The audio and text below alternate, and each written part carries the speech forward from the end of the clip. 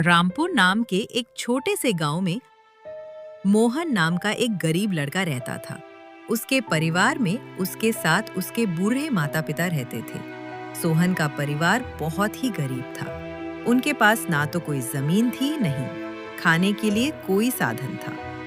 सोहन दिन भर मजदूरी करता और उससे जो कुछ भी कमा पाता, उससे अपने पूरे परिवार का पेट भर लेता। यह देखकर सोहन के माता-पिता बहुत दुखी होते। हमारे पास ना अपना घर है और ना ही अपनी कोई जमीन। हमारा बेटा दिन भर दूसरों के खेतों में मजदूरी करता है और उसके बदले भी उससे बहुत कम पैसे मिलते हैं। हम दोनों अपने बेटे पर बोझ बन रहे हैं। परेशान मत हो राधा, हमारा बेटा बहुत मेहनती है। भगवान सब देख रहा है। सोहन ने कभी किसी के साथ गलत नहीं किया। वो ईमानदारी से मेहनत करता है।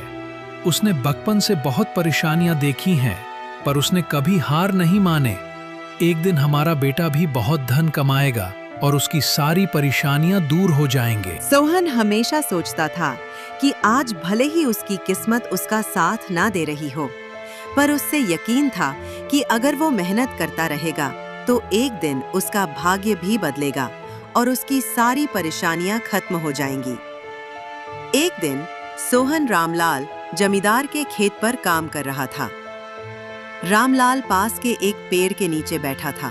मोहन अपने काम में लगा हुआ था।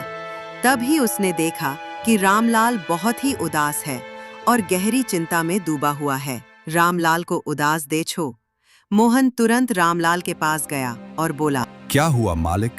आप बहुत उदास लग रहे हैं। मुझे ऐसा लग रहा है जैसे आप किसी गहरी चिंता में हैं। कुछ हुआ है, मुझे बताएं, क्या पता मैं आपकी कोई सहायता कर सकूं। सोहन की बात सुनकर लाला राम को गुस्सा आ गया और वह सोहन से गुस्से में बोला, अरे तू मेरी क्या सहायता करेगा? तू खुद अपनी सहायता कर सकता है क्या? अगर तू किसी की सहायता करने के काबिल होता तो क्या तुझे 2 वक्त के खाने के लिए आज मेरी जमीन पर काम करने की जरूरत पड़ती? चल यहाँ से जा, अपना काम कर और मुझे परेशान मत कर। सेठ जी, ये ऐसा नहीं है। ये सब वक्त वक्त की बात है। सब किस्मत का खेल है और इंसान को अपनी मेहनत पर विश्वास रखना चाहिए। आज भले ही किस्मत मेरे पक्ष में ना हो, लेकिन अगर मैं ईमानदारी और लगन से मेहनत करता रहूंगा तो किस्मत भी एक दिन मेरी तरफ झुक जाएगी। मेहनत और धैर्य से तकदीर के दरवाजे खुलने में देर लग सकती है, लेकिन मेहनत कभी बेकार नहीं जाती। मोहन की बात सुनकर लाला राम बहुत प्रसन्न हुआ। अरे सोहन, तेरे विचार तो बहुत अच्छे हैं। तेरी बातें सुनकर मन को एक सुकून सा मिला है। इतनी परेशानियों में भी तू अपनी जिंदगी खुश होकर काट रहा है। सेठ जी, ये सब मेरे पिता की सीख है। जब भी मैं किसी चीज के लिए अपने पिता से जिद करता था तो मेरे पिताजी हमेशा मुझे यही समझाते थे, बेटा सोहन, हमारे पास इतना धन नहीं है कि मैं तेरी हर इच्छा पूरी कर सकूं, लेकिन एक बात हमेशा याद रखना, जिंदगी भी मौसम की तरह होती है। कभी ये धूप की तरह खुशियों से भरी होती है, कभी ठंड की तरह कठिनाइयां लाती है और कभी बारिश की तरह परेशानी आती है।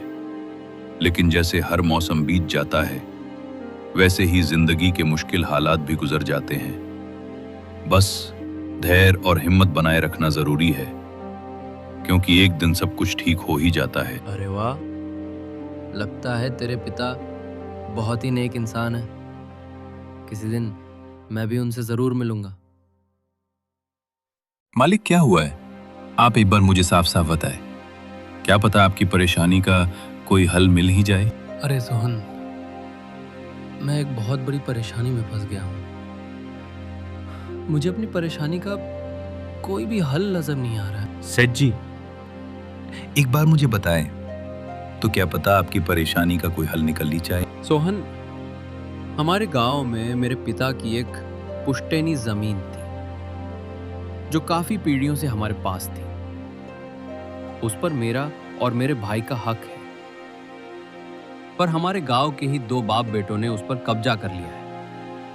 मैं पुलिस थाने में केस दर्ज कराने की सोच रहा था, लेकिन गांव के बहुत बड़े लोग उनके साथ हैं। मैं कितनी भी कोशिश कर लूं, लेकिन मैं उन लोगों का कुछ नहीं बिगाड़ पाऊंगा। अब तो उन लोगों ने उस जमीन पर खेती भी शुरू कर दी। मेरे पिता की पुश्तैनी जमीन मेरे हाथों से छीनी जा रही है, इसलिए मैं बहुत परेशान हूं।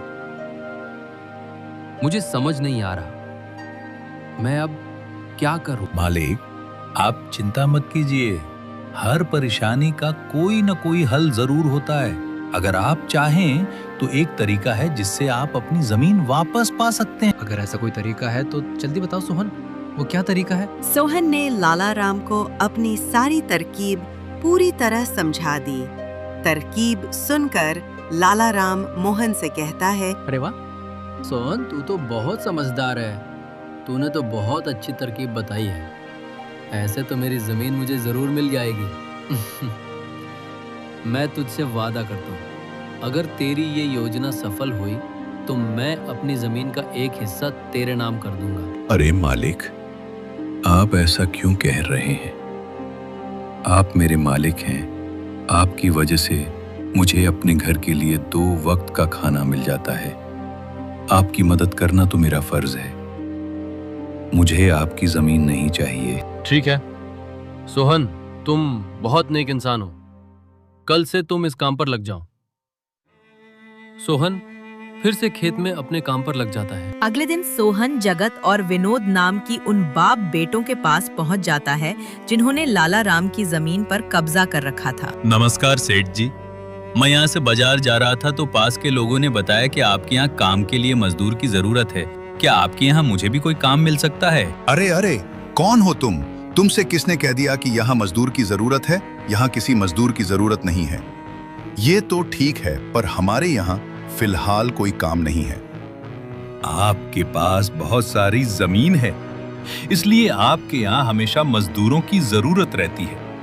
इसलिए मुझे लगा कि यहाँ कोई ना कोई काम जरूर मिल जाएगा। तभी जगत विनोद ने सोहन को रोककर ये पता लगाने के लिए बोलता है कि लाला राम ने सोहन को उन लोगों के बारे में क्या बताया है। अरे भाई, इधर आओ, शायद तुम्हारे लिए हमारे पास एक काम है।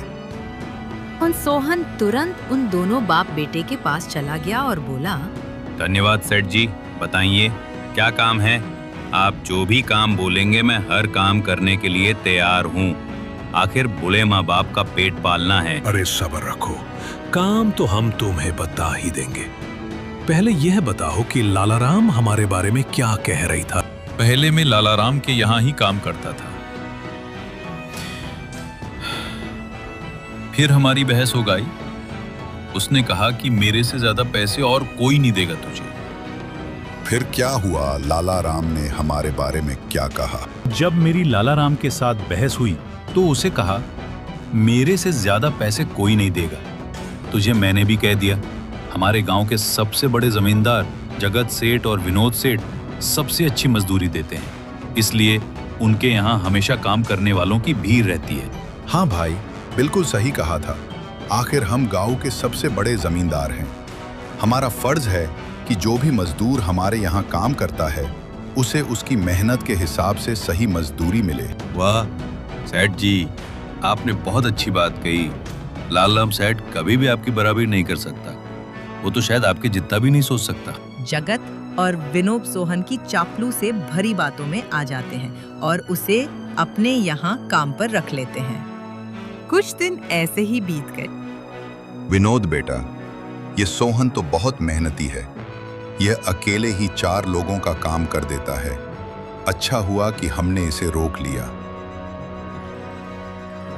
अगले दिन वे अपनी खेत पर पहुंचे तो देखा कि सोहन इतने देर तक भी काम कर रहा था। सोहन भाई, अब तो रात होने वाली है। तुम इतनी देर तक काम क्यों कर रहे हो? अब घर जाओ और आराम कर लो। आप लोग जाइए, मैं ठीक हूँ। मुझे अपने बूढ़े माँ बाप का पेट जो भरना है। ठीक है सोहन, फिर हम जाते हैं। जब तुम्हारा मन करे काम खत्म करके अपने घर चले जाना, ठीक है? इसके बाद जगत और विनोद खेत को सोहन के भरोसे छोड़कर चले गए। अगली सुबह जब विनोद और जगत अपने खेत पर लौटे तो देखा कि वहाँ पुलिस खड़ी है। पुलिस को देखकर दोनों उनके पास आए और पूछा, क्या हुआ थानेदार साहब, आप यहाँ क्या कर रहे हैं? क्या ये जमीन तुम दोनों की है? थानेदार साहब, ये जमीन हमारी है। हमारे पास इसके कागजात भी हैं। ये शिव ने प्रोसेस। तो तुम दोनों को ले जाकर जेल में डालना ही पड़ेगा। ये क्या कह रहे हैं थानेदार साहब? हम कुछ समझे नहीं, आप क्या कहना चाह रहे हैं? अभी तुम दोनों बहुत अच्छे से समझ जाओगे। वह देखो तुम्हारी जमीन से क्या निकला है। थानेदार के कहते ही दोनों बाप बेटे जब पलट कर देखते हैं तो वहाँ उनकी जमीन में एक लाश दबी हुई थी जिसमें सिर्फ कंकाल बचा था। हमें नहीं पता कि ये सब क्या है।